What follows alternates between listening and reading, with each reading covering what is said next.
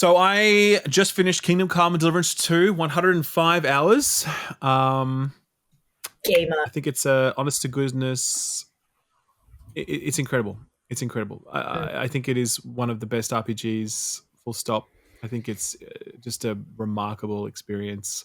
It is so much better than the first, in ways that are difficult to describe because it's the same, but it's just 10x'd each of those components where it sort of like crosses a threshold to become something so much more than the sum of its parts. Because I guess part of that is also to do with the fact that it's not so busted. Because the first one you could really see what they were launch, going it was for. really rough too. Yeah, but at launch it was fucking busted. So it was kind of held back by that, but also the limitations in their budget and presentation, all sorts of stuff. But all of those constraints are lifted here. They had so much more money. They had the same amount of time, but they had an existing engine and existing assets they could work with, and they knew what they were doing. And it just what they've created here is unbelievable. And I really think that it's going to take time for people to fully grasp this and understand this, and like not in the sense that what I mean is this is 105 hours and it's been out for a small amount of time.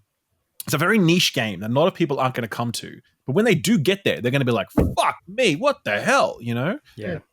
It's going to have. I think it's like a benchmark level game. Like if for me personally, like when Elder Scrolls 6 comes out, I'm not measuring it against Skyrim at this point. I'm measuring it against Kingdom Come 2. Do you know what I mean? Like that.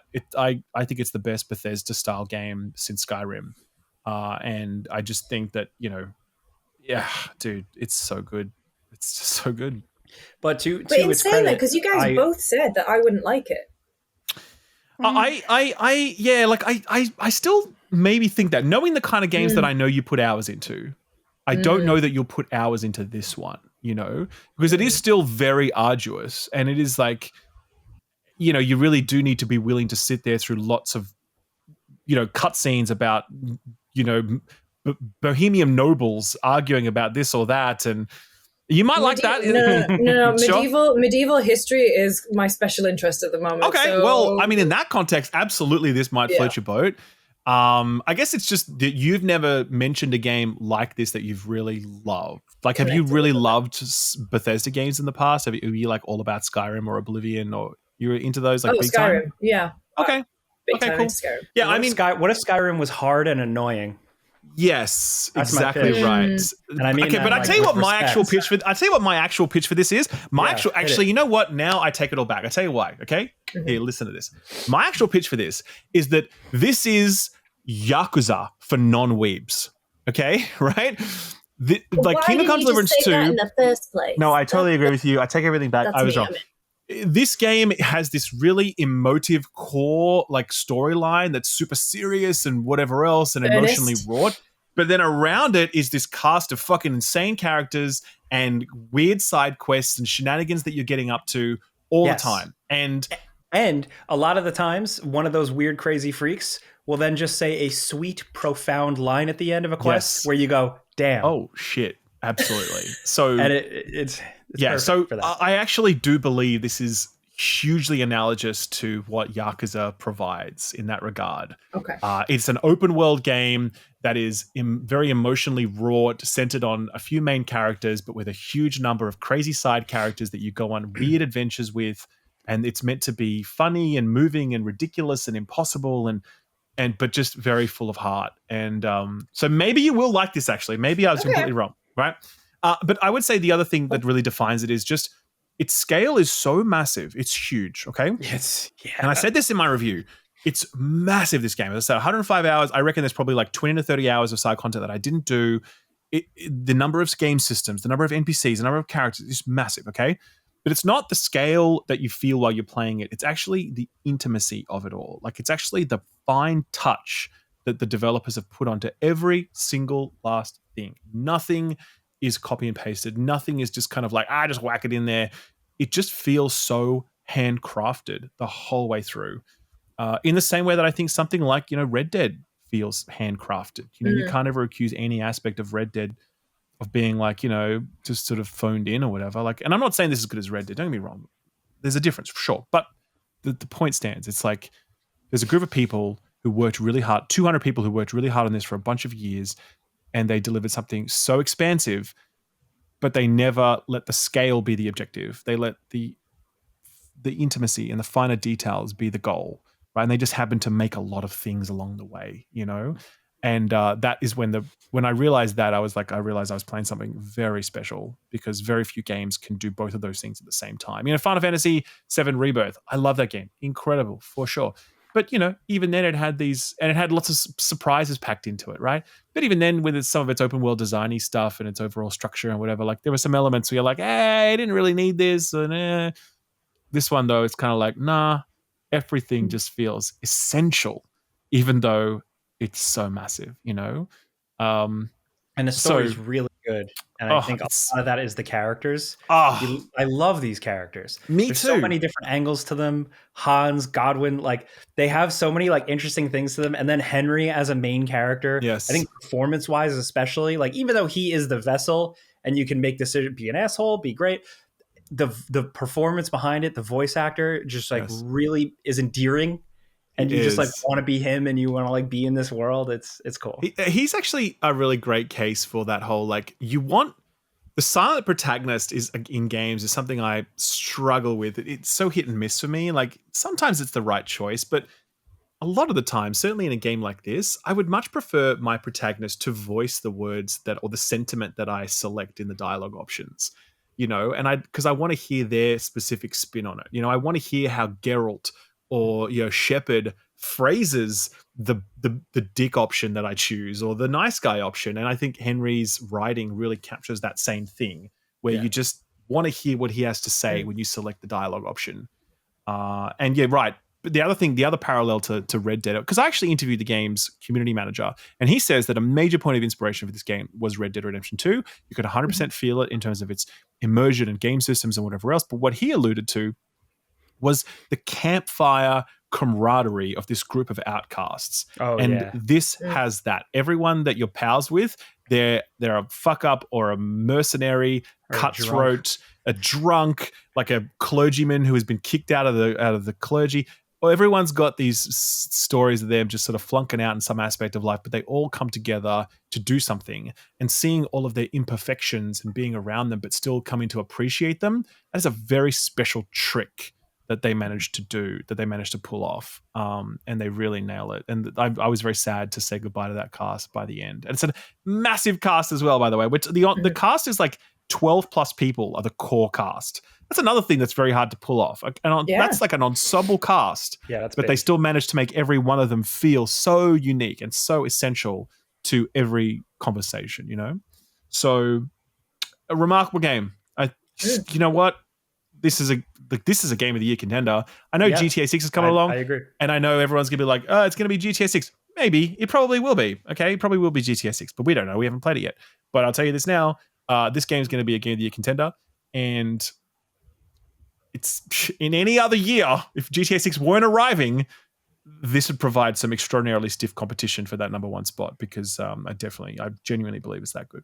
It definitely, and I think I brought this up the last time we talked about it, but I can't help but bring up Baldur's Gate 3, just in terms of the sense of like, how did this all come together? Like that, like almost like being in awe of the be like, how do they account for everything? How is there this much thing crammed in this thing? Yeah. It's so good for that. And then the slow progression, the slow build of empowerment, and when it finally clicks, and when you do finally, the first game had this too, to its credit, but like when it clicks and like you finally feel like a badass, yes, it is such a good, like natural gameplay feeling. I totally agree with that. And like you approach the world differently, like in conversation, in tactics. It's crazy. And that curve is so masterful, because it happens at exactly the right moment where you'd need it to happen, because it's such a long game, but you only get to that point on the power curve at like, I'm going to say 60 to 70 hours. You know what I mean? Right. And so before that time, it's still hard. Like, it's still fucking hard to do things in this game. But when you get to 60 to 70 hours, you don't want it to be as hard, but that's fine, because at that point, it's no longer that hard. You've crossed the threshold where you're now, your speech is leveled up enough, your crafting's strong enough, your weapon skills are strong enough, where stuff becomes really easy, and you can kind of canter through most of the game's challenges and focus on concluding this epic saga. So again, even that difficulty curve is so masterfully on point. It really is. The amount of practice it took for me to hit anyone with the gun. Oh god, bro, that gun. Dude, most of the time I light the gun and I walk right up to a guy and I just light it. Yeah, like yeah. It still and doesn't just work. You still explode miss. Yeah. Yeah, true. Does it work on Steam Deck? It does. Yeah. It does. Oh shit! Okay, Absolutely. my flight back has been. I mean, that's be a great flight then. game, to be honest with you, because it's a game you can play at your own pace. You know, it's very chill. The best feeling that this game gives you though is when you just log in and the loading screen's up and you're looking around. You're like, so what's up today? What am I doing today? Like that's this feeling that you don't ever get in any other game, where it's like the world is out there waiting for you. What do I want to do? What do I feel like? What adventures await me as I get on my horse and ride into some new village? It's almost like a cowboy procedural where you ride into a new village. You don't know who you're going to meet. You don't know what's going to happen. You're going to go on some new adventure, but this sense of discovery and adventure awaits you every time you step into it. And I love that feeling every time I load it in. It was very special. I really like the sense of familiarity you get with the regions as well. Yes. Like it was kind of like for me, like, I don't know, like getting to know Grove Street in San Andreas, where you do all the side objectives around there and you can essentially drive home to the cul-de-sac by feel. Yep. In here, it's like the character version of that, where I love the situations where the game kind of like funnels you into a handcrafted situation, like without spoiling anything, early things like the wedding scene or when you're locked in the castle, essentially. Oh man, that was a sequence. That was fucked. That was like, oh, I don't know about this. I had to go back like an hour and like beef up a couple of skills and redo that whole thing. But still, you get to those sequences, a lot of sequences like that, and you're rewarded for how much time you've kind of spent getting to know people and doing all these side objectives, because you see them there and you can engage with them. And it's like, oh, you're here. And I don't know, it's just a nice feeling. It feels like a good, well-constructed stage of players. And I think, certainly not, like the Avowed discourse is challenging, as we just discussed in great detail. But one of the challenges that I had with Avowed was that like you could make decisions in that game for sure, but you never really felt it. Like you're like, you'll decide that this group of people will die, but you never really felt that because it just kind of like happened off screen. And then you were told about it in another conversation with an NPC who's mad at you for 5 minutes and then they forget about it in this conversation. Right. So, but this is not just Avowed. A lot of games will try and do this sort of stuff. But my point, the illusion of choice, but again, that's not quite it. That's not, because the illusion of choice makes it feel like you're actually not making a choice when you are, like kind of a Mass Effect 3 ending situation thing or whatever. Whereas this is like you do make choices, but it's about there has to be steps along the way as the consequences of that choice unfold, and you need to see and feel them. You know what I mean? Yeah. Whereas in Kingdom Come, dude, you feel every single thing. Every minor decision you make, you feel that choice. You see it and you talk about it and you can experience it firsthand. You participate in the cutscene where the events of your decision take place. All of that. There's no choice here that feels like it is resolved off screen for you. You know, it all feels so real. And a really good balance of the decision where it's like the writing and the characters and you're like, well, I want to do that or I want to save that person, but also squaring it up with the gameplay side and having some of that self-preservation where there are points in the game where you're like, I want to fuck these guys up. There are other parts in the game where you're like, this is not going to be good for me. I need to find a solution here. I need to talk my way out of this. Absolutely. That stuff's great. Totally agree. Okay. So anyway, it's an incredible game. And interested by it now. I think you've sold me. Well, I hope you give it a shot. I hope everyone gives it a shot. And the story behind the game as well is incredible. We're talking 200 people. It was a Kickstarter back in the day. And no one believed in them. I forgot about that. No one believed in them. They couldn't get any money, and they just kept pushing and pushing and pushing. And they finally managed to cobble it together. And then one came out, and it was very janky, middling reviews, but still went on to sell 8 million units. Found an audience. This team doubled down, and now they've delivered one of the great RPG experiences of our time. I mean, that's the truth. And that's Warhorse. The Warhorse is the people to watch. Oh man, sure. I mean, for real though, like honestly, yeah, like absolutely. Whatever they do now, and the other thing I'll say about this is, if this game was actually with magic and swords and whatever else, this game would sell 20 million units. I'm not even joking. Like, if these guys actually, and I'm not saying it should be, I'm glad that it's not. I'm glad they're just sticking to their guns and doing their thing. But my point is, the setting of this game is gonna push a lot of people away because they're gonna think, that's boring or whatever else. But like, if you took the same game systems and the same attention to detail and the same philosophy that underpins the making of this game, and then you applied that to Elder Scrolls or whatever, that would sell 20 million units. I'm not even joking, because it's that level of quality. And when people have that kind of attraction, it would go gangbusters. But I think the developers already teased they want to make Key City 3, and I can see that it does have a trilogy feel to it. Trilogy would be incredible. It would be so good if they really do that. Yeah, I love a good trilogy. And then if they were then to try to make a fantasy game with this skill set, oh my god, the amount of money these people would make would be obscene, for real.